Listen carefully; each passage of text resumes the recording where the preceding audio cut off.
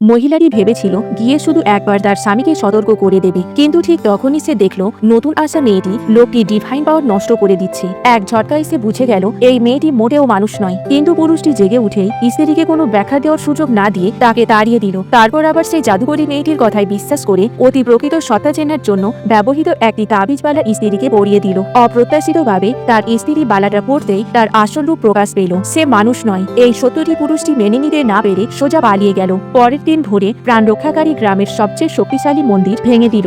রাতে আবার তার স্বামী এসে বলল নতুন মন্দির বানানোর জন্যই নাকি ভাঙা হয়েছে। পুরুষটি মিথ্যা বলতেই বালাটিতে আরেকটি ফাটল দেখা দিল। তার স্ত্রী ভাবল আর একবার এমন কিছু ঘটলেই সে এই অভিশাপ থেকে মুক্তি পাবে, কিন্তু সে বুঝতেই পারল না শেষ সে একবার এত তাড়াতাড়ি এসে যাবে। স্বর্গীয় জগৎ থেকে আসা সেই সোনালী নারী জানালো পুরুষটি এখানেই আছে, তাই ইচ্ছে করে তাকে অন্যদিকে পাঠিয়ে দিল। তারপর এক সন্ন্যাসী যোদ্ধা ঘরে ঢুকে বলল মানুষের রূপ থাকলেই মানুষ সত্য এতই সহজ নয়। কিন্তু দুর্ভাগ্যবশত সেই সন্ন্যাসী মহিলার হাত কেটে ফেলল আর রক্তক্ষরণে সে প্রায় মারাই যাচ্ছিল। ঠিক তখনই শব্দ শুনে পুরুষটি ছুটে এসে এক লাঠিতে সন্ন্যাসীকে উড়িয়ে দিল। মহিলাটি তার নিখুঁত সময়জ্ঞান দেখে থমকে গেল। পুরুষটি কি সত্যিই তার স্ত্রীকে বাঁচাতে এসেছে, নাকি সবকিছুই আগে থেকেই সাজানো ছিল?